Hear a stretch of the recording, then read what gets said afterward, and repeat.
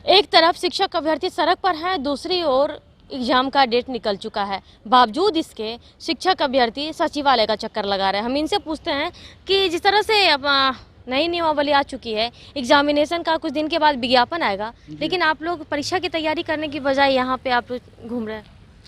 घूम तो नहीं रहे हैं, अब सचिवालय में ये मालूम करने आए थे कि आज जो पेपर में जो रिक्ति दिया था उसमें रिक्ति कुछ अलग है।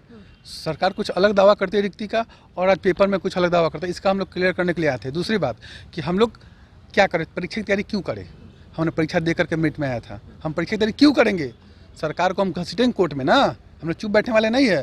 सरकार यहाँ कोई तानाशाही नहीं है कि आप जो चाहिएगा सो कर दीजिएगा। हम लोग सड़क पे भी लड़ रहे हैं, कोर्ट में भी लड़ेंगे। सचिवालय आए थे ज्ञापन सौंप दिए हैं ज्ञापन। अब स्पष्ट बोल दिए हैं कि आप पहले 7वां चरण बहाली खोलिए, तब आप बीपीएससी से हम लोग लीजिए, पहले नियोजित तो कर दीजिए। आप एक ही बीपीएससी के थ्रू एग्जाम लीजिएगा, उसी से आप नियोजित शिक्षक को भी ले रहे हैं, उसमें हम लोग को बिठाइए। तो पहले हम लोग को नियोजित कर दीजिए, तब ना बराबर होगा।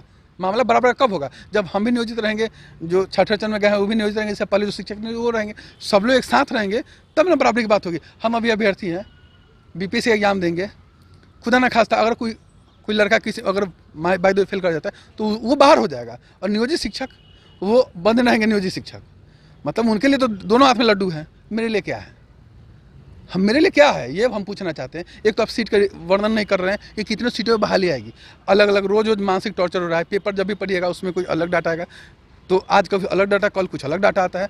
स्पष्ट ही नहीं हो रहा है कि आखिर बाहर सरकार चाहती क्या है, अगर बहाली कितने पदों पे लेना चाहती है ये भी स्पष्ट नहीं कर रही है। अब नियमावली में इतनी खामी आप देख ही रहे हैं, नियमावली में ये भी स्पष्ट नहीं है कि उसमें परीक्षा बीपीएससी आयोग लेगा। आप सब जानते हैं कि ए और बी ग्रेड का एग्जाम लेती है बीपीएससी, एक कर्मचारी तो लेती नहीं है। ठीक है, आपने उसको दे दिया, तो वो कैसे एग्जाम लेगा। समस्या ये है कि वो बीपीएससी एग्जाम हम लोग का लेगा कैसे।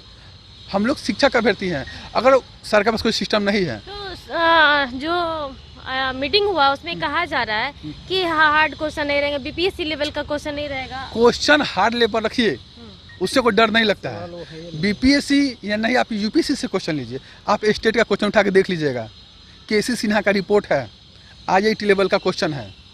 मैं आपको कॉपी उपलब्ध करा दूंगा। सरकार ने कोर्ट में बोला है जा करके, शिक्षा विभाग ने ही, जब उस पर केस हुआ था तो उस पर बोला था, काउंटर ऑपरेटिव ने बोला था, सरकार ने खुद रिपोर्ट कमेटी बनाई थी और कमेटी ने जांच सौंपा था। उसमें रिपोर्ट में लिखा हुआ था कि ये आईआईटी लेवल से ऊपर का क्वेश्चन पूछा गया था एसटीटी 19 में। तो क्वेश्चन का कोई लेवल से मतलब नहीं है, आप कुछ भी पूछिएगा। हम लोग शिक्षक हैं, इतना जरूर कैपेबल हम लोग हैं कि हम लोग सभी क्वेश्चन का जवाब दे देंगे। लेकिन आप जो 4 साल जिसमें बर्बाद किया आपने, जो गरीब अभ्यर्थी हैं वो आज 4 सालों से कहीं और कमा रहे हैं, कहीं बाहर में हैं, कोई कुछ रोजगार में लगा हुआ है। आप उनको विभागीय परीक्षा ले सकते थे, आप उसको पहले नियोजित कर देते, उसके बाद विभागीय परीक्षा लेते, पर क्यों देते। अब आप अचानक से बम फोड़ रहे हैं, वो भी इतना उसमें असमानता है। कोई उसमें फेल करेगा तो नियोजित शिक्षक बना रहेगा, कोई फेल करेगा तो बाहर चला जाएगा। आप समझ रहे हैं कितने इसमें है। अब उसमें एज रिलैक्सेशन का भी समस्या देख लीजिए, कुछ लोग का एज अब खत्म होने के कगार पे है, आप उसको भी आप बीपीएससी में कैसे उसको समाहित कीजिएगा। तो समस्या बहुत है। इसी को न उसमें रिक्ति का वर्णन है, न कितना आप पे स्केल दे रहे हैं, सब कुछ चीज़ का वर्णन बस एक लाइन में लिख दिए बीपीएससी आयोग एग्जाम लेगा। ये खेल तो नहीं ना चल रहा है, ये खेल नहीं चला। यहाँ पे स्पष्ट बताना होगा आप क्या करना चाहते हैं, आपकी मंशा क्या है।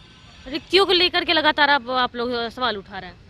देखिए, जैसा कि आज के अखबार में जो सारे अखबारों में जो रिक्तियों का विवरण दिया गया था, तो उससे देखने के बाद से जो हमारे खास करके स्टेट अभ्यर्थी और प्राइमरी के शिक्षक अभ्यर्थी थे सीटेट बीटेट के, उनमें एक कन्फ्यूजन का उहापोह की भावना उत्पन्न हो गई। इसी को क्लियर करने के लिए आज हम लोग सचिवालय आए थे और हमने देखा कि बहुत से अभ्यर्थी आए थे पेपर लेकर के।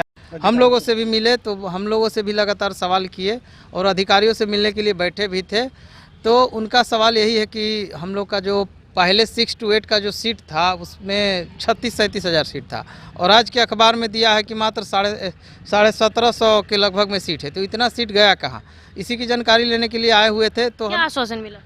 आश्वासन नहीं, जानकारी लेना था। आश्वासन तो यहाँ से कुछ नहीं मिलता है। तो जानकारी हमें मिला कि ये जो पद हैं ये राज्यकर्मी का दर्जा देने के लिए नवसृजित हुए हैं। अब आगे इसमें जुड़ेंगे जो मतलब कि पुराने जो पद हैं और ये नए पद मिला करके राज्यकर्मी का दर्जा मिलेगा। मतलब कि जो बहाली आएगी उसमें राज्यकर्मी के नियुक्त जो टीचर होंगे उस प्रकार से होंगे। तो आज हमें ये बताया गया। और दूसरा, हम लोग आए थे इसलिए हम लोग एक लेटर दिए हैं यहाँ सचिवालय में दीपक कुमार सिंह के नाम से, जो हमारे डिप्टी अपर मुख्य सचिव हैं उनके नाम से कि हम लोगों का जो 2 बार ऑलरेडी एग्ज़ाम दे चुके हैं और तीसरी बार आप हम लोगों का एग्ज़ाम लेने जा रहे हैं, इसी का आज हम लोग चेतावनी देते हुए हम लोग पटना हाई कोर्ट न्यायालय की शरण में जा रहे हैं और अपील कर रहे हैं कि अब हम लोगों को कितना प्रताड़ित आप कर रहे हैं। 4 सालों से जब हम लोगों को नियोजित करने का समय आया तब आप हम लोग के परीक्षा का एक अतिरिक्त भार दे रहे हैं। ये कहीं से पूरे शिक्षक अभ्यर्थियों के लिए न्याय संगत नहीं है, ये सरासर तानाशाही है, सरकार का बेरुखी रवैया है। इसी के खिलाफ में हम लोग आज दे दिए हैं और अभी हम लोग डिप्टी डायरेक्टर से भी मिलने वाले हैं। अभी वो गए थे हम लोग, तो वो अभी मीटिंग में है। मीटिंग जैसे ही समाप्त होगा हम लोग जा कर के मिलेंगे और उनको भी एक लेटर देंगे और लेटर के माध्यम से ये कहेंगे लगातार दबाव बना करके कि हम लोग जो आप एग्ज़ाम लेने जा रहे हैं, हम लोग इस एग्ज़ाम का, इस नई नियमावली का पूर्ण रूप से विरोध करते हैं और हम लोग का पहले समायोजन कराइए, शिक्षक अभ्यर्थियों का पहले समायोजन कराइए, उसके बाद इस नई नियमावली को प्रभावित करिए, नहीं तो हमारे पास खोने के लिए कुछ नहीं रहेगा। और आप तमाम जो सीटेट के अभ्यर्थी हैं, प्राइमरी और सीटेट के अभ्यर्थी हैं, जिसमें खास करके 6 to 8 जो सीटों को घटाया, आज देखे होंगे अखबार में कि ये कम कर दिया गया है, तो इसकी पुष्टि हो गई है कि पूर्ण रूप से मतलब कि राज्यकर्मी का दर्जा देने के लिए इस सीटों को बढ़ाया जा रहा है। जो पहले से सृजित सीटें हैं उनमें जोड़ा जाएगा इन सीटों को, इसीलिए इस सीटों को कम किया गया है। वैसे कोई घबराने की बात नहीं है, यहाँ से जो जानकारी मिली है यही मिली है। देखिए, घबराने की बात है क्योंकि हम यहाँ सरकार कह रही थी कि 1.25 लाख, 2 लाख, 2.5 लाख, 3 लाख पद, लेकिन आप 1600-1700 पे आ जाते हैं तो चिंतनीय बात है। अभ्यर्थी लाखों में हैं, आप सीट आप सैकड़ों में दे रहे हैं। 1600-1700 सीट से क्या होगा? 6 to 8 में इतने अभ्यर्थी ऑलरेडी इंतजार कर रहे हैं। ये 1600 की बात कहाँ, 2.5 लाख की बात है, तो कहाँ कंफ्यूजन लगा? वही तो, आपने राज्यकर्मी के नाम पे आप सीट का इतना कटौती कर दीजिएगा कि कहाँ 2.5 लाख बहाली और कहाँ 6 to 8 में मात्र 1600 सीट। ये हम लोग के साथ अन्याय हो रहा है और राज्यकर्मी का लॉलीपॉप दे करके आप हम बेवकूफ़ बनाना बंद कीजिए। हम लोग राज्यकर्मी का दर्जा जरूर दीजिएगा, लेकिन पहले में समाहित कीजिए, शिक्षक बनाइए, फिर राज्यकर्मी का दर्जा देने के लिए परीक्षा लीजिएगा। हम लोग तैयार हैं। तो अब देखिए कि जो नई समस्या आ रही है वो है सीट कटौती को लेकर के, और साथ ही साथ आज जो सचिवालय में ये लोग ज्ञापन सौंपे हैं, वो सबसे बड़ा मुद्दा ये था कि परीक्षा को लेकर के लगातार ये लोग जद्दोजहद कर रहे हैं, लेकिन सरकार सुनने का नाम नहीं ले रही है, परीक्षा लेने की जिद पर आ रही है। ऐसे में अब ये लोग पटना हाई कोर्ट की ओर रुख कर रहे हैं और न्यायालय की शरण में ही अब इंसाफ की ये लोग उम्मीद जता रहे हैं। फिलहाल के लिए इतना ही। बने रहे कशिश के साथ पटना संगीता सिंह की रिपोर्ट।